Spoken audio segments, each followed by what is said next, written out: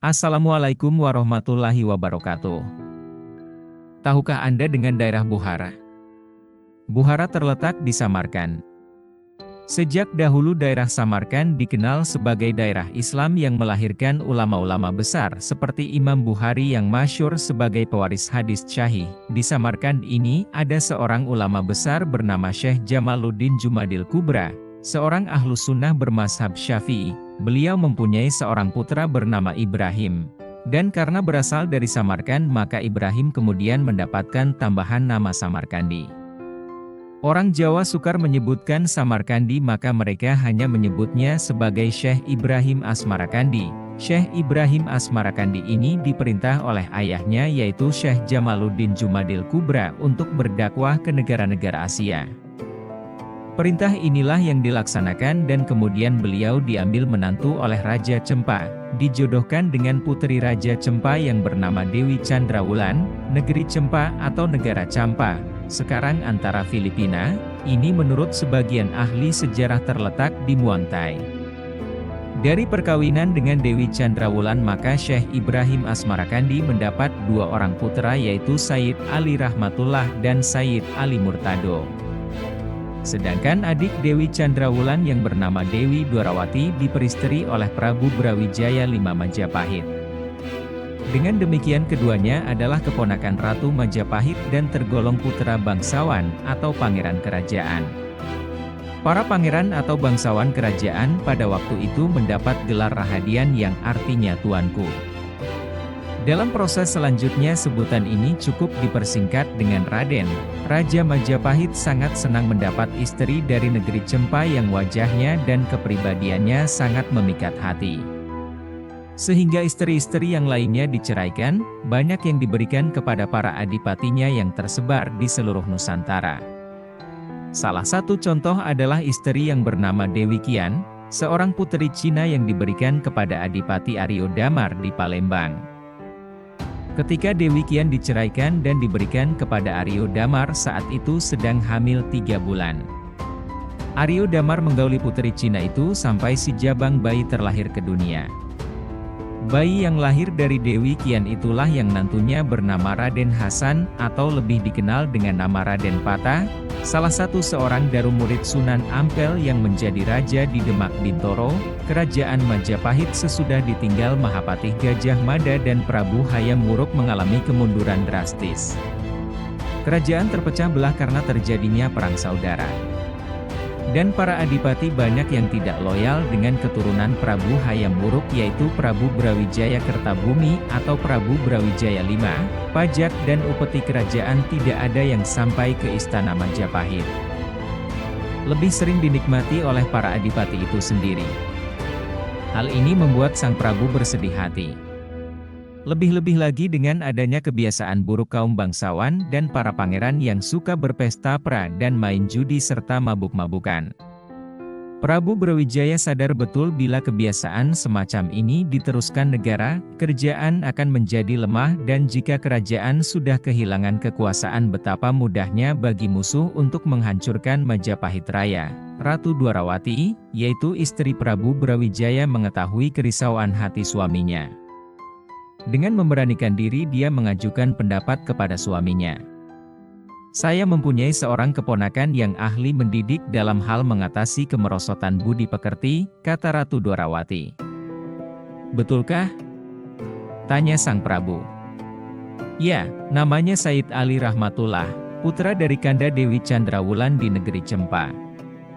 Bila Kanda berkenan saya akan meminta Ramanda Prabu di Cempa untuk mendatangkan Sayyid Ali Rahmatullah ke Majapahit ini. Tentu saja aku merasa senang bila Rama Prabu di Cempa berkenan mengirimkan Sayyid Ali Rahmatullah ini, kata Prabu Brawijaya.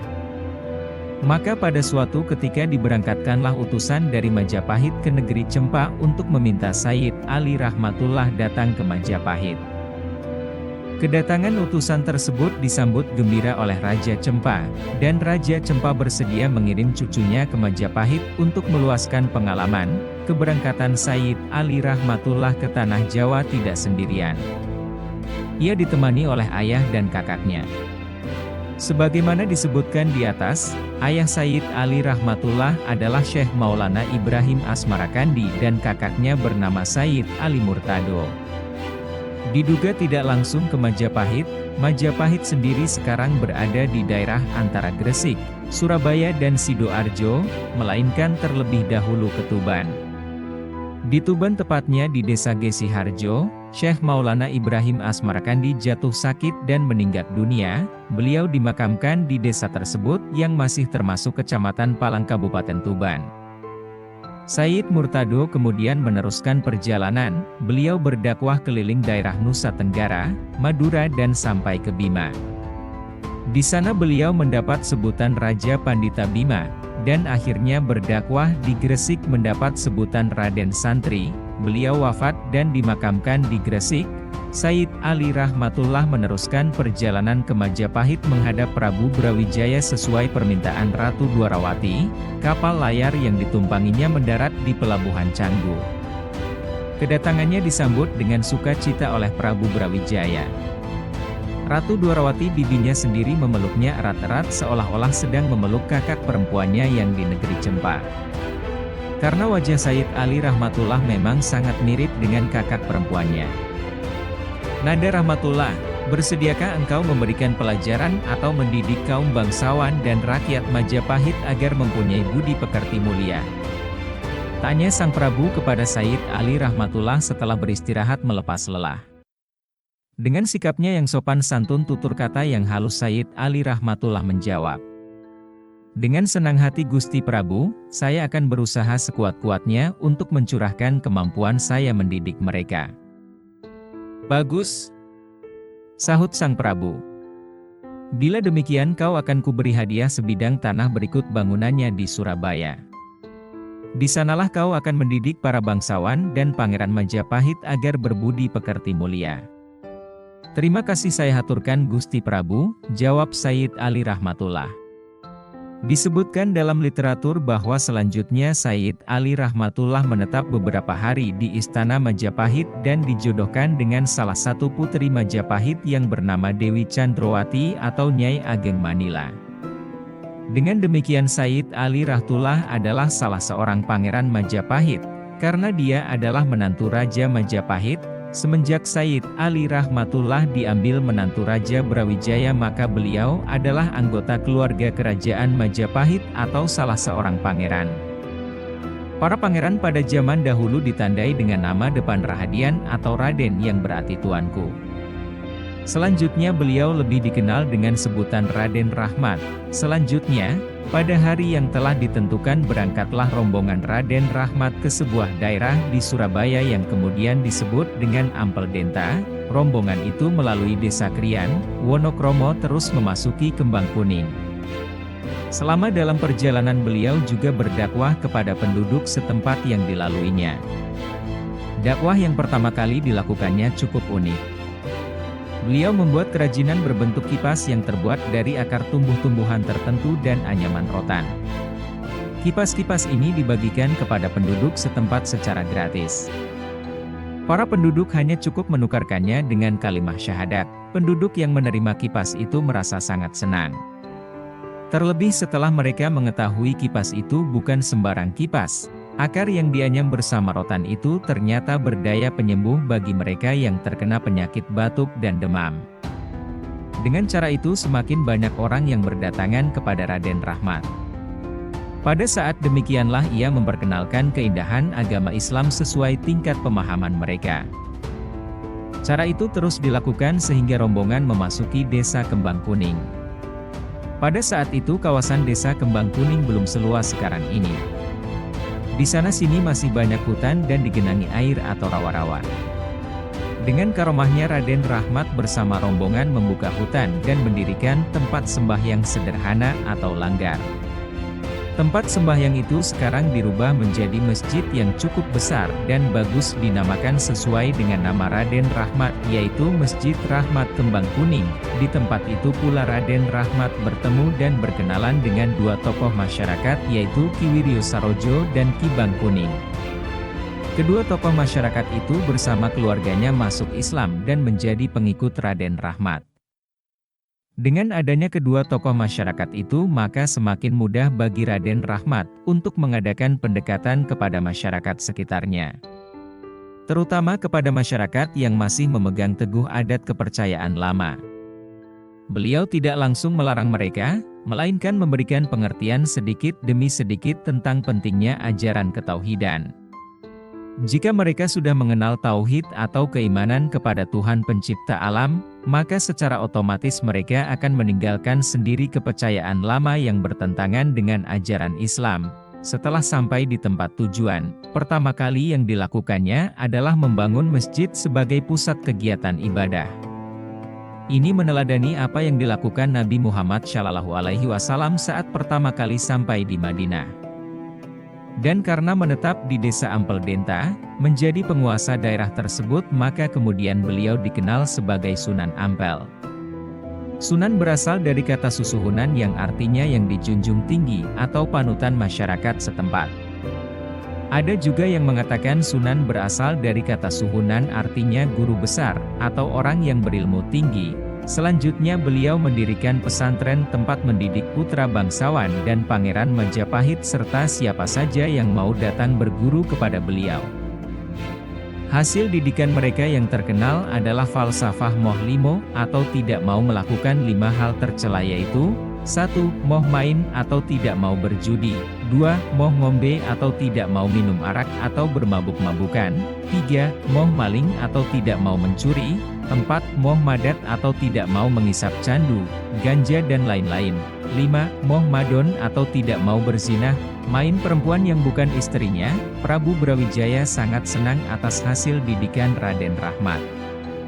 Raja menganggap agama Islam itu adalah ajaran budi pekerti yang mulia, maka ketika Raden Rahmat kemudian mengumumkan ajarannya adalah agama Islam, maka Prabu Brawijaya tidak marah.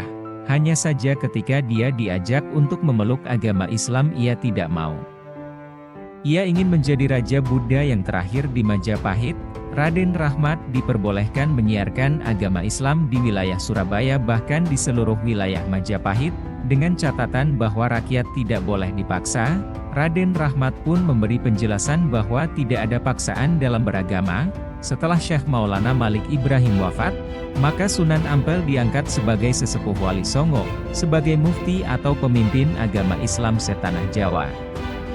Beberapa murid dan putra Sunan Ampel sendiri menjadi anggota Wali Songo. Mereka adalah Sunan Giri, Sunan Bonang, Sunan Derajat, Sunan Kalijaga, Sunan Muria, Sunan Kota atau Raden Patah, Sunan Kudus dan Sunan Gunung Jati.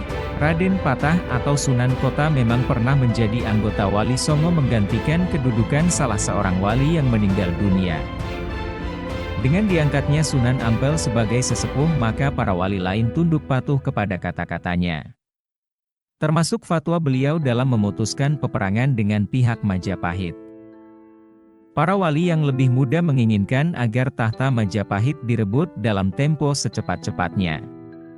Tetapi Sunan Ampel berpendapat bahwa masalah tahta Majapahit tidak perlu diserang secara langsung, karena kerajaan besar itu sesungguhnya sudah keropos dari dalam, tak usah diserang oleh Demak Bintoro, sebenarnya Majapahit akan segera runtuh.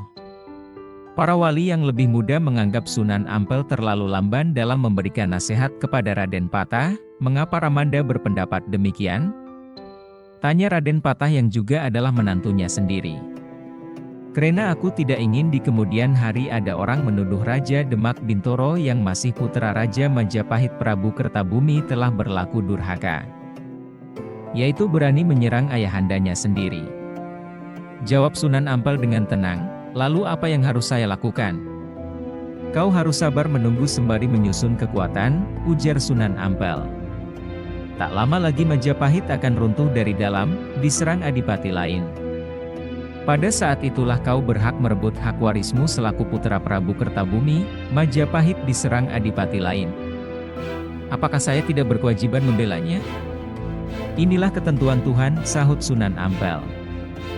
Waktu kejadiannya masih dirahasiakan. Aku sendiri tidak tahu persis kapankah peristiwa itu akan berlangsung. Yang jelas bukan kau adipati yang menyerang Majapahit itu. Sunan Ampel adalah penasehat politik Demak Bintoro sekaligus merangkap pemimpin Wali Songo atau Mufti Agama Setanah Jawa. Maka fatwanya dipatuhi semua orang, kekhawatiran Sunan Ampel pun terbukti. Di kemudian hari ternyata orang-orang pembenci Islam memutarbalikkan fakta sejarah.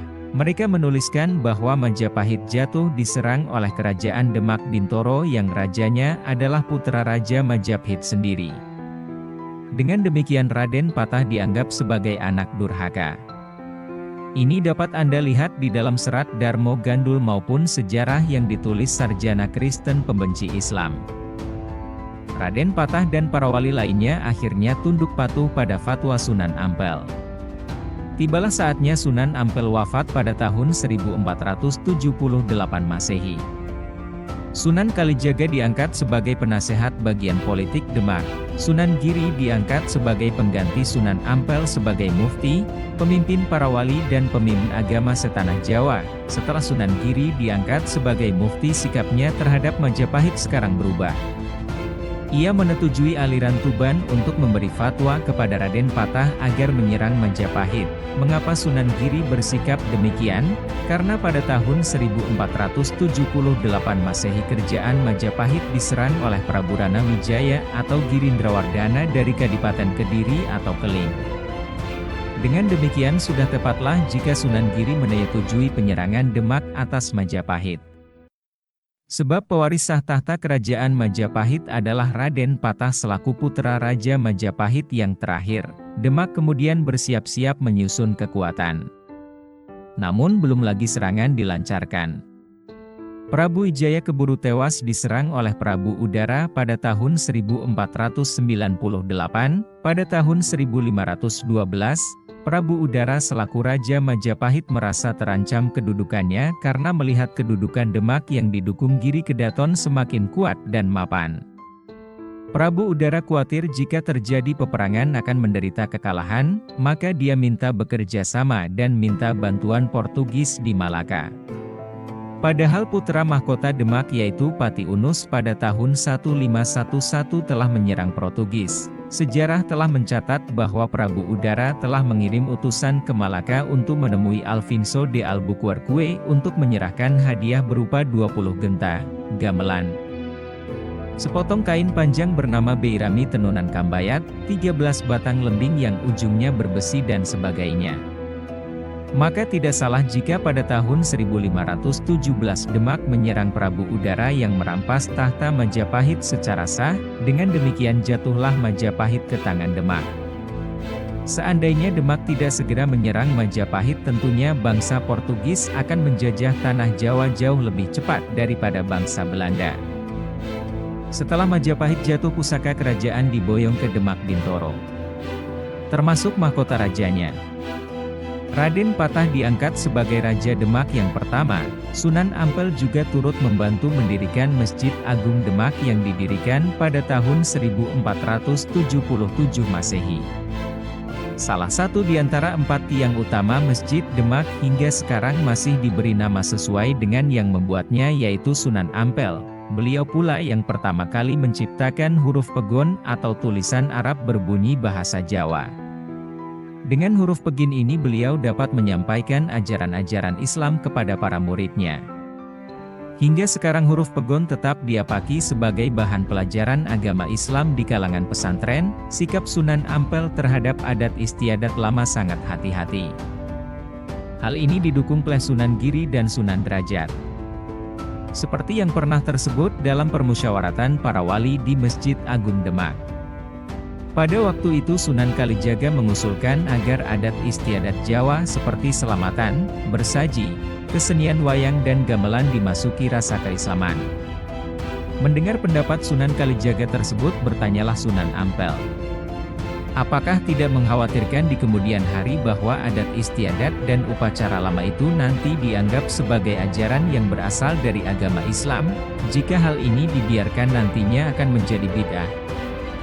Dalam musyawarah itu Sunan Kudus menjawab pertanyaan Sunan Ampel, "Saya setuju dengan pendapat Sunan Kalijaga, bahwa adat istiadat lama yang masih bisa diarahkan kepada ajaran tauhid kita akan memberinya warna Islami.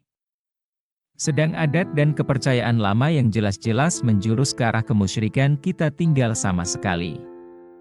Sebagai misal, gamelan dan wayang kulit kita bisa memberinya warna Islam sesuai dengan selera masyarakat. Adapun tentang kekhawatiran Kanjeng Sunan Ampel, saya mempunyai keyakinan bahwa di belakang hari akan ada orang yang menyempurnakannya. Adanya dua pendapat yang seakan bertentangan tersebut sebenarnya mengandung hikmah. Pendapat Sunan Kalijaga dan Sunan Kudus ada benarnya, yaitu agar agama Islam cepat diterima oleh orang Jawa, dan hal ini terbukti, dikarenakan dua wali tersebut pandai mengawinkan adat istiadat lama yang dapat ditolerir Islam, maka penduduk Jawa banyak yang berbondong-bondong masuk agama Islam. Sebaliknya, adanya pendapat Sunan Ampel yang menginginkan Islam harus disiarkan dengan murni dan konsekuen juga mengandung hikmah kebenaran yang hakiki, sehingga membuat umat semakin berhati-hati menjalankan syariat agama secara benar dan bersih dari segala macam bid'ah. Inilah jasa Sunan Ampel yang sangat besar. Dengan peringatan inilah beliau telah menyelamatkan akidah umat agar tidak tergelincir ke lembah kemusyrikan. Sunan Ampel wafat pada tahun 1478 Masehi. Beliau dimakamkan di sebelah barat Masjid Ampel.